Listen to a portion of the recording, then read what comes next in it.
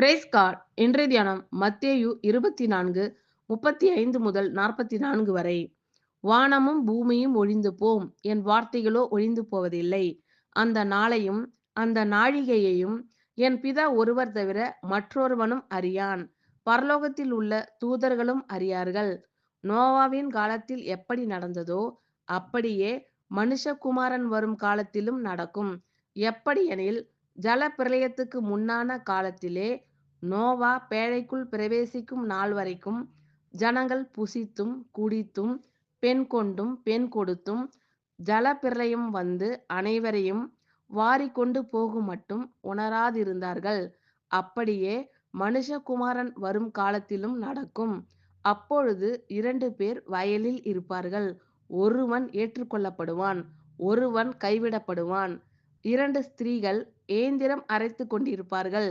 ஒருத்தி ஏற்றுக்கொள்ளப்படுவாள், ஒருத்தி கைவிடப்படுவாள். உங்கள் ஆண்டவர் இன்ன நாழிகையிலே வருவார் என்று நீங்கள் அறியாதிருக்கிறபடியினால் விழித்திருங்கள்.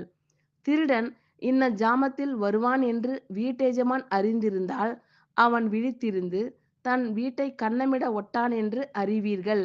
நீங்கள் நினையாத நாழிகையிலே மனுஷகுமாரன் வருவார். ஆதலால் நீங்களும் ஆயத்தமாய் இருங்கள். ஆமென். Thank you Lord.